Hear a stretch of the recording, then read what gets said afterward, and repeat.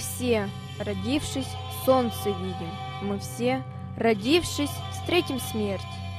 И я умру, мой прах исчезнет, травой мой холмик прорастет, но мной оставленные песни в столетиях сохранит народ.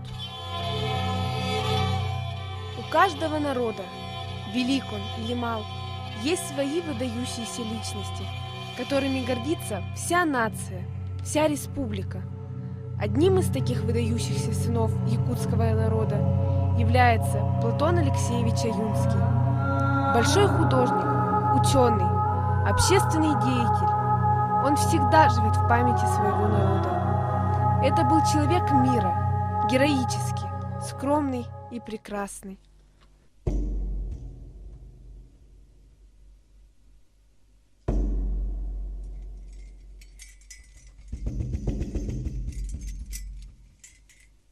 Родился Платон Алексеевич в 1893 году, 10 ноября, в Третьем Жахсагонском наследии Батурусского района Якутской области. Настоящая фамилия – Слепцов, а Юнский – его писательский псевдоним. Его жизнь была трагически прервана сталинской машиной репрессий. В конце 1938 года Платон Аюнский был необоснованно арестован и брошен в тюрьму по ложному обвинению. Его слабое здоровье не выдержало мучительных допросов и средневековых пыток. 31 октября 1939 года он умер в застенках якутского НКВД.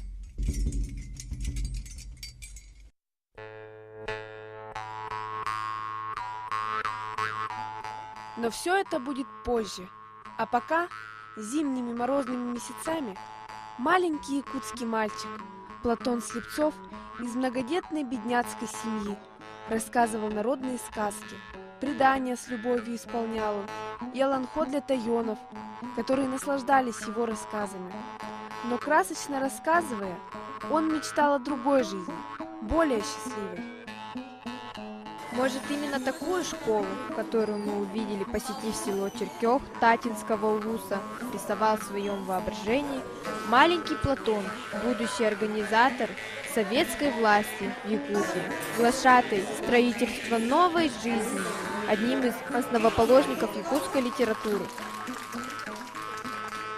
Наша школа носит 1966 года имя Платона Алексеевича Слепцова-Аюнского, видного общественного деятеля, основателя якутской советской литературы, видного ученого, крупного общественного, государственного и политического деятеля. Мы гордимся, что наша школа, именно наша школа из Татинского улуса, является колыбелью великих сынов якутского народа.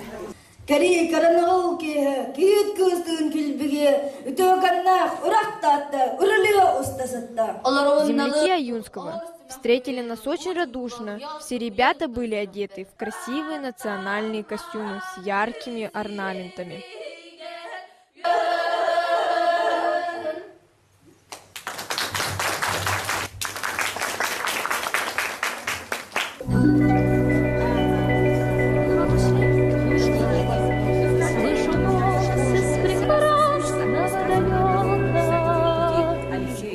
Была проведена экскурсия по школьному музею, хранящему память о безвестном якутском художнике Иване Васильевиче Попове, первом враче из якутов Прокопии Нестеровиче Сокольникове, народном писателе Николае Егоровиче Мординове, первом капитане Якутии Богатыреве Афанасии Даниловиче. Все они в разное время учились в Черкёхской школе.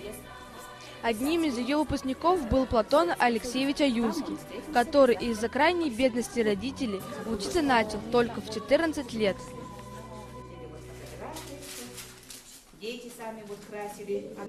Можно ли понять?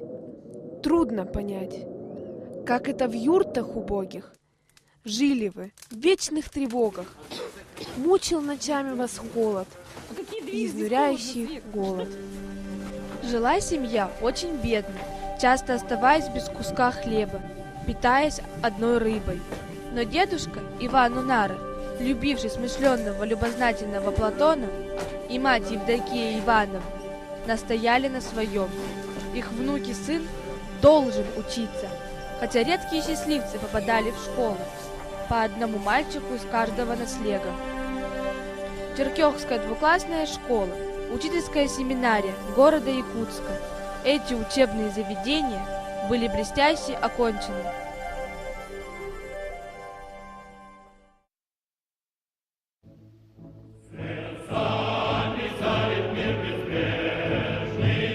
Но наступает 1917 год.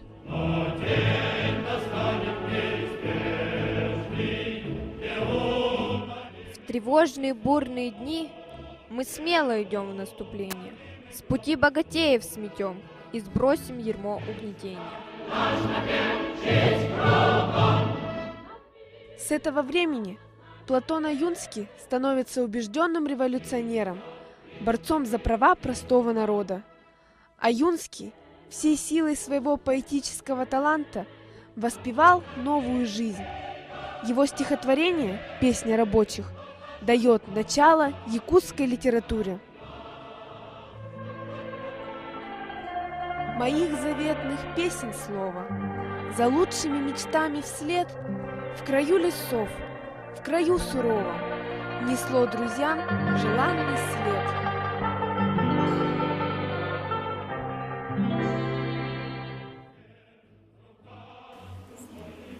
В это время Платон Аюнский активно участвует в жизни страны. Много ездит по республике, выступает перед ее жителями, разъясняет значение новой власти, смысл происходящих событий. Занимаясь общественной деятельностью, он не забывал о литературном творчестве.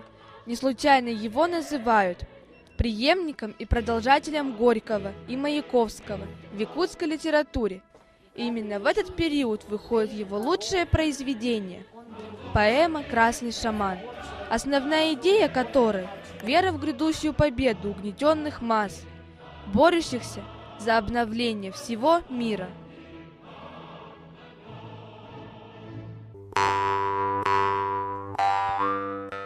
В литературном наследии Аюнского огромное место занимает героический эпос «Солонхо». Так Нюргун-Ботур Стремительный в якутском эпосе занимает примерно такое же место, какое занимает Илья Муромец в русских былинах. Сам Аюнский называет его ценнейшим национальным достоянием якутского народа. Аюнский известен и тем, что он одним из первых начал переводить произведения русских классиков на якутский язык. Он был одним из первых якутских лингвистов. Заглавные буквы, знаки препинания, замена буквенных знаков долготы гласных и удвоенных согласных. Эти изменения произошли в якутском алфавите благодаря Аюнскому.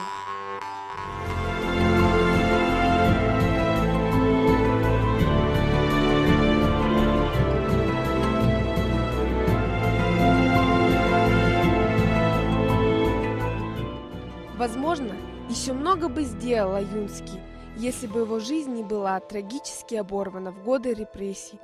Но постановлением прокуратуры ЮССР от 15 декабря 1955 года дело было прекращено за отсутствием состава преступления, и Платон Алексеевич Аюнский был реабилитирован посмертно. Разносторонний, самобытный талант, глубокое знание жизни народа позволили Аюнскому в свое время верно подметить наиболее значимые проблемы исторических судеб родного народа. Сегодня имя Платона Аюнского, вышедшего из самых низов народа и всегда тесно связанного с ним, поистине обрело бессмертие. Сегодня нет среди нас самого поэта, но всегда с нами его светлый образ, его бессмертные песни и стихи, хранимые в душе и в сердце народа. Если трудиться упорно, солнце вам будет покорно, реки вам будут подвластны, Родина станет прекрасней.